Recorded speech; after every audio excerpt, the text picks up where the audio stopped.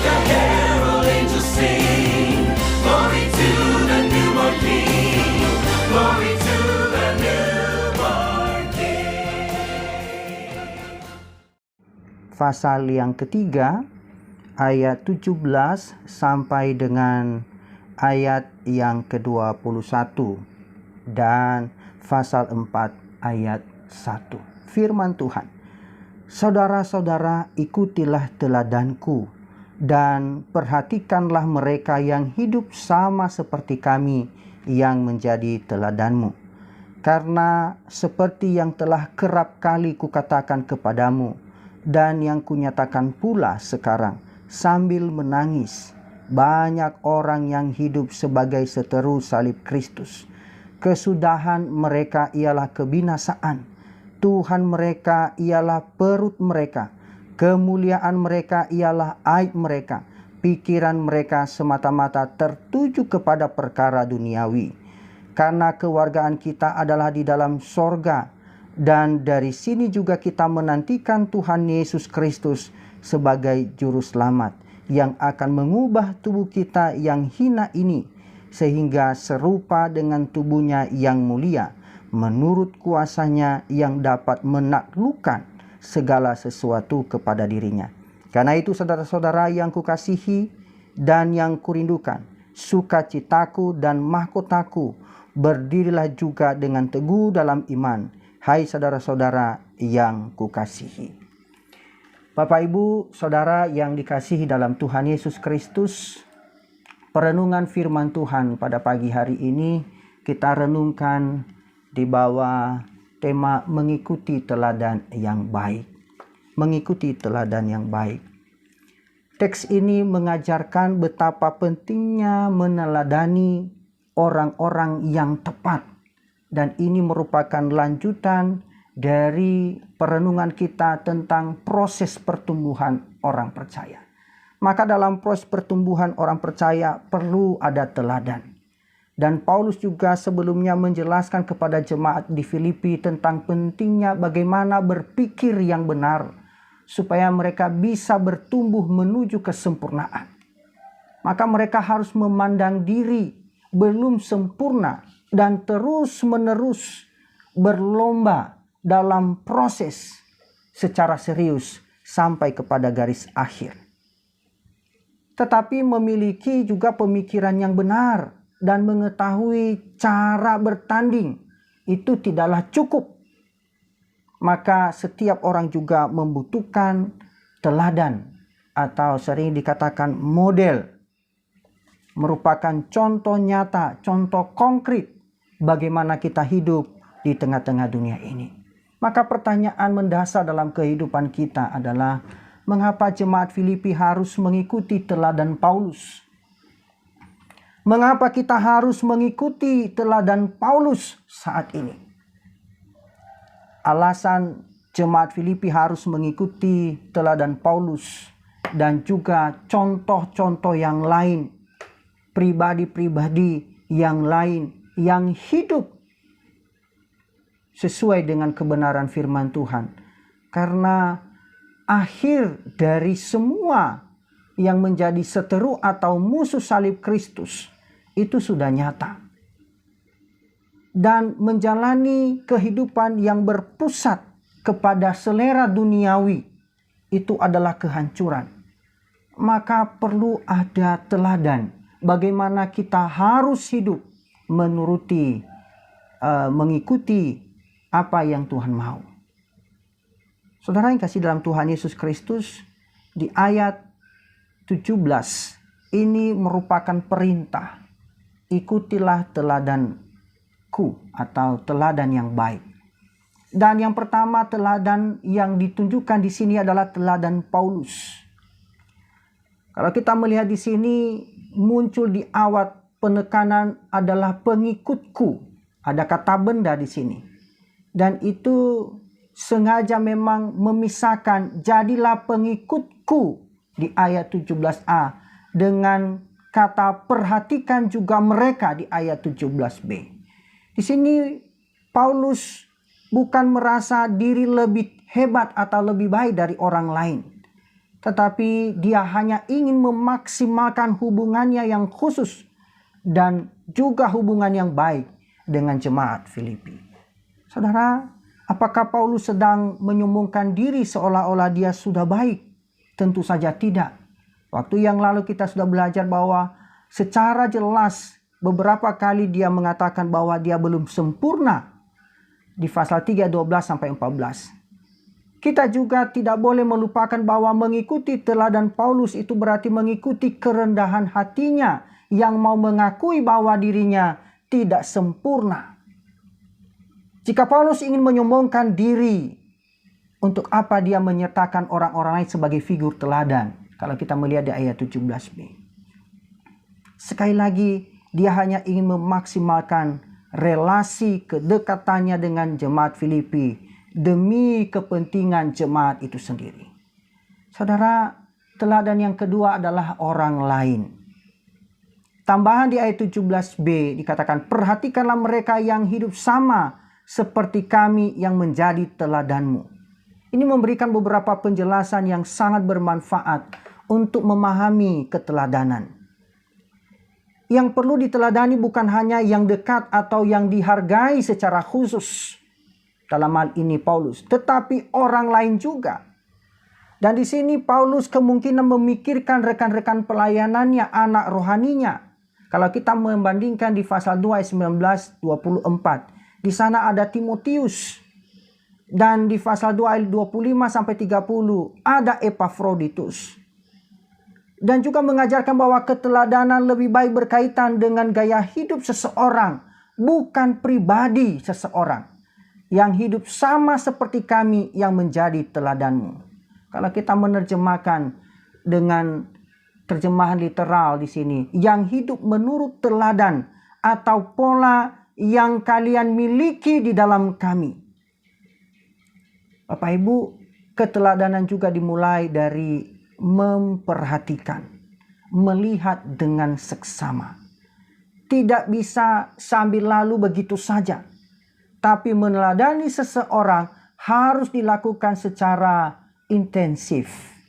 Terus menerus memperhatikan dengan baik. Dalam beberapa konteks kita melihat kata memperhatikan ini juga berbicara tentang makna waspada atau berhati-hati. Maka ketika kita memikirkan apa yang dipikirkan Paulus tentang memperhatikan dalam konteks makna waspada dan berhati-hati, maka ini juga mengaitkan nasihatnya tentang kewaspadaan, berhati-hati. Maksudnya kita tidak boleh hanya mengamati orang-orang yang salah, tetapi juga kita harus memperhatikan yang benar. Sama seperti kita harus benar-benar mengamati guru-guru palsu yang juga dijelaskan dalam bagian ini. Supaya tidak mengikuti kesesatan mereka. Maka kita juga harus mengamati orang-orang yang rohani. Supaya kita mengikuti cara hidup mereka yang baik. Cara hidup mereka yang benar. Maka dasar pemikiran, kalau kita melihat di pasal 3 ayat 18 sampai 21. Dikatakan karena semua yang hidup itu memiliki konsekuensi. Ya, semua kita yang hidup di tengah-tengah dunia ini pasti ada konsekuensinya. Ada dua, yaitu kehancuran atau perubahan. Bapak Ibu, kita melihat bagian yang pertama, ada sifat dan tingkah laku daripada musuh di sini. Dikatakan istilah seteru di ayat 18 dan 19. Dan karakteristik mereka adalah sebagai seteru salib Kristus. Perilaku mereka adalah dari kehidupan mereka bagian akhir itu adalah kehancuran. Tuhan mereka adalah perut mereka. Bahkan aib mereka itu merupakan kemuliaan. Dan pikiran mereka adalah pikiran yang hanya memikirkan hal-hal duniawi. Kalau kita melihat dimulai pasal 3, 18 dan 19. Ada kata sambung di situ, yaitu kata karena. Ini menunjukkan alasan. tetapi maksud persisnya ini memang tidak jelas. Apakah Paulus sedang mengkhawatirkan keadaan jemaat yang akan menjadi seteru salib? Dan tentu tampaknya tidak berdemikian. Mengapa? Karena tidak ada nada kecaman atau ancaman keras untuk jemaat Filipi. Begitu juga kalau kita membandingkan bagian yang lain dalam tulisan Paulus. Tapi Paulus bahkan menegaskan bahwa kewarganegaraan jemaat Filipi ini bersifat sorgawi. Dan di awal surat juga dia meyakini bahwa Allah yang telah memulai yang baik di tengah-tengah jemaat Filipi akan meneruskan sampai kepada kedatangan Kristus. Di pasal 1 ayat 6. Tentu apa yang dimaksud oleh Paulus di sini? Tentu apa yang dipikirkan oleh Paulus sedang mengantisipasi bahaya kewajaran. Maksudnya di sini adalah gaya hidup yang bertolak belakang dengan Injil. Ini sudah sangat marak di dunia ini. Banyak orang yang hidup sebagai seteru salib Kristus. Kalau kita melihat bagian ini, Paulus ingin mengingatkan jemaat Filipi bahwa walaupun banyak orang yang melakukannya, yaitu menjadi seteru salib, tapi jemaat Filipi tidak boleh melihat situasi ini sebagai hal yang biasa atau wajar. Demikian juga nasihatnya kepada kita. Walaupun di tengah-tengah lingkungan kita banyak melakukan hal yang bertolak belakang dengan kebenaran firman Tuhan, tetapi kita sebagai orang-orang percaya harus berbeda. Mengapa? Yang wajar belum tentu benar. Artinya tidak menganggap dosa sebagai hal yang biasa. Menyikapinya harus dengan segenap jiwa. Ada hal yang berbeda. Dan Paulus memberikan teladan dalam hal ini. Banyak orang yang menjadi seteru salib ini meresahkan Paulus. Dia berkali-kali menyinggung tentang hal ini. Seperti yang kerap kali kukatakan kepadamu. Mengapa? Karena hal ini menjadi penting untuk diperhatikan. Dan dikatakan walaupun juga dia berkali-kali mengutarakannya, dia tetap juga tersentuh dengan situasi seperti itu. Dikatakan yang kunyatakan pula sekarang sambil menangis. Paulus bukan hanya mengkritisi kehidupan dalam komunitas, tetapi juga menangisi. Dan kepeduliannya itu menyentuh sampai jiwanya. Yang membuat Paulus menangis adalah kesudahan mereka. Kesudahan mereka adalah kebinasaan. Paulus tidak bersedih karena pelayanannya terganggu oleh kejahatan mereka. Dia juga tidak bersedih karena mereka bebas berbuat dosa dan tidak kunjung dihukum oleh Tuhan. Sebaliknya dia sedih. Mengapa? Karena kesudahan mereka adalah kebinasaan. Bapak Ibu, kita diajarkan oleh Paulus bahwa kita juga harus peduli. Care dengan siapapun. Memang ada banyak yang memberikan komentar terkait dengan seteru salib ini. Dan ada yang mengaitkannya dengan pengikut atau faham anti hukum. Atau hidup secara berseberangan atau sembarangan. Kalau kita melihat dalam keterangan di ayat 19, memang ada yang mengarah ke sana karena terkait dengan kerakusan, percabulan dan materialisme di sini. Tapi kalau kita melihat konteks memang tidak didukung, kurang dukungannya. Tapi di awal pasal 3 Paulus sedang menyoroti guru-guru palsu, yaitu dari kalangan Yudaisme, yang menjadikan ketaatan itu kepada Taurat sebagai syarat keselamatan. Dan Paulus tidak akan mengubah topik persoalan secara tiba-tiba ke arah yang bertentangan. Tentu dia akan mengarahkan pada konsep ini. Seteru salib dikaitkan dengan guru-guru palsu dari kalangan Yahudi. Maka kalau kita melihat konteks keseluruhan, ini mendukung apa yang dikatakan Tuhan mereka adalah perut mereka. Ini terdengar mirip dengan teguran Paulus kepada orang-orang Yahudi yang ada di Roma, yang sangat kuat dengan aturan-aturan tentang makanan. dalam Roma 16 ayat 18, sebab orang-orang demikian tidak melayani Kristus Tuhan kita, tetapi melayani perut mereka sendiri. Kalau kita membandingkan juga dalam Roma pasal bagian Roma pasal 16 itu ayat 14 dan 18. Ini dikatakan aib mereka itu adalah kemuliaan mereka, tidak merasa malu. Ya. Maka tidak berlebihanlah kalau Paulus mengaitkan aib dengan sesuatu yang tersembunyi. Pikiran mereka tertuju kepada perkara duniawi. Ini Paulus mengingatkan kita bahwa kita sebagai orang-orang yang hidup di tengah-tengah dunia ini, yang sedang mengikuti proses pertumbuhan, maka kita harus waspada dengan cara hidup yang demikian. Di jemaat Kolose juga Paulus mengingatkan kaitan dengan guru-guru palsu dari kalangan Yudaisme yang mengagung-agungkan aturan-aturan manusiawi.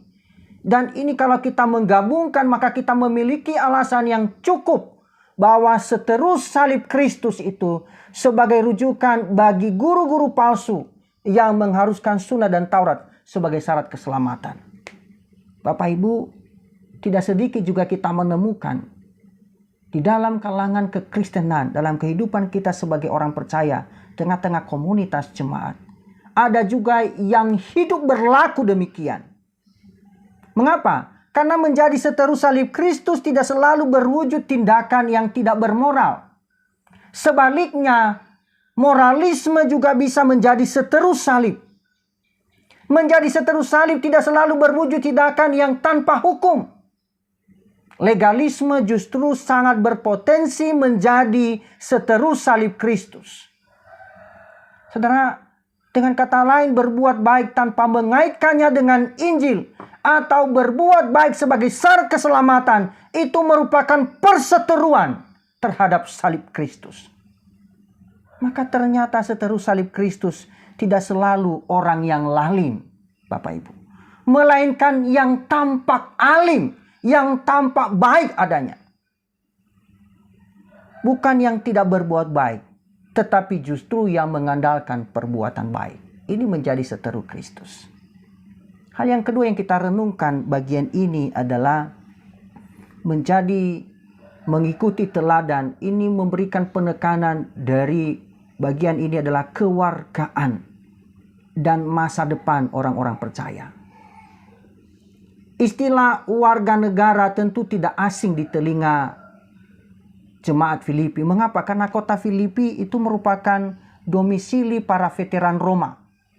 Setelah kemenangan dari perang yang juga berlangsung dari Mark Antony dan Octavian, itu kalau kita melihat dalam introduksi ya, itu melawan Caesius dan Brutus, maka kota Filipi itu berangsur-asur itu sangat mirip dengan kota Roma. Sehingga kota Filipi ini dianggap sebagai miniatur dari kota Roma. Dan ada begitu banyak kesamaan dari dua kota ini. Dan banyak penduduk Filipi itu disamakan dengan penduduk Roma. Artinya mereka memiliki hak dan keistimewaan yang sama dengan warga Romawi di kota Roma. Contohnya, sebagai warga negara Romawi, seseorang akan diberlakukan istimewa dalam hal tuntutan hukum atau jalannya suatu perkara. Kalau kita melihat nanti dalam surat Roma pasal 16. Semua hak dan keistimewaan itu tidak dimiliki oleh mereka yang bukan warga negara Roma. Bapak Ibu, selain memberikan keuntungan, di sini juga warga negara Filipi atau Roma memberikan kebanggaan. Maka tidak sedikit orang bahkan rela membayar mahal untuk menjadi warga negara Romawi. Kalau kita melihat dalam Kisah Rasul pasal 22 ayat 28. Dan warga negara Romawi merupakan kelas utama secara sosial, budaya, bahkan secara politik. Ini lebih dari yang lain. Maka kalau kita melihat dari latar belakang sejarah seperti ini, maka kita akan mengetahui maksud Paulus dalam pasal 3, 20 dan 21. Dia sedang memberikan dorongan bagi jemaat Filipi. Walaupun mereka adalah komunitas yang sedikit, dalam ayat 15. Dan mungkin mengalami penganiayaan dalam pasal 1 ayat 29-30. Tapi mereka seharusnya bangga dengan status mereka sebagai apa? Sebagai warga negara sorga. Kehormatan mereka berada di dalam Kristus. Maka apa yang dipikirkan oleh dunia tentang mereka itu tidaklah penting. Apa yang dianggap sebagai keuntungan secara duniawi seringkali justru menjadi kerugian secara sorgawi. Kalau kita melihat di ayat 7a dalam pasal 3. Apa yang dulu dibanggakan ini mungkin perlu dianggap sebagai sampah. Bapak Ibu, sama seperti warga negara Romawi juga memiliki gaya hidup yang berbeda. Demikian juga mereka yang bukan warga negara. Demikian juga dengan kita sebagai warga negara sorga. Kita bukan hanya bangga dengan status, tetapi juga menunjukkan gaya hidup yang berbeda dengan orang-orang dunia ini. Yang hidup dan pikirannya duniawi. Maka kalau kita melihat di sini, masa depan orang percaya itu adalah transformasi, ada perubahan. Mengapa? Karena dikatakan kita sedang menunggu juru selamat, kedatangan Kristus, dan kita akan diubah. Ini memberikan gambaran tentang perspektif kekekalan.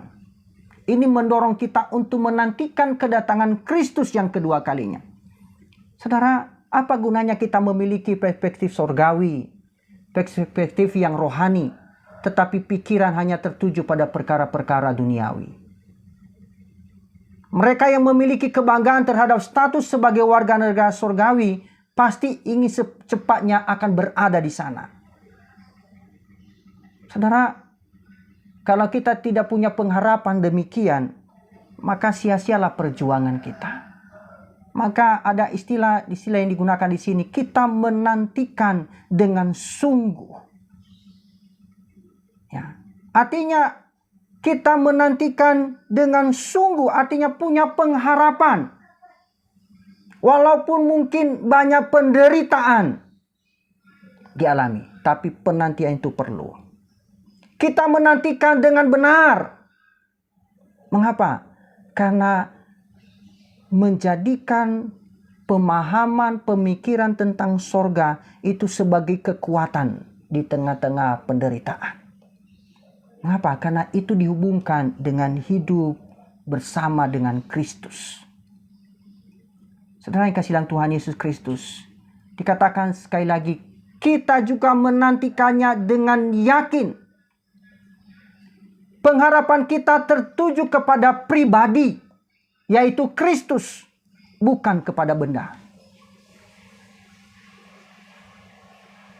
Pribadi yang dinantikan ini bukan pribadi yang tidak atau yang terbatas, bukan. Tapi pribadi yang memiliki kuasa yang tidak terbatas. Dan kuasa yang digunakan oleh Kristus untuk mengubah tubuh kita adalah kuasa yang sama yang digunakan untuk menaklukkan segala sesuatu yang ada. Maka perubahan tubuh bukanlah gagasan yang hanya dalam bentuk bayangan, bukan. Tetapi itu semua sesuatu yang pasti akan dikerjakan oleh Kristus dalam kehidupan kita. Bapak Ibu yang dikasihi dalam Tuhan Yesus Kristus, kepastian ini perlu untuk kita pastikan dalam hidup kita. Iman kita kadang tidak stabil.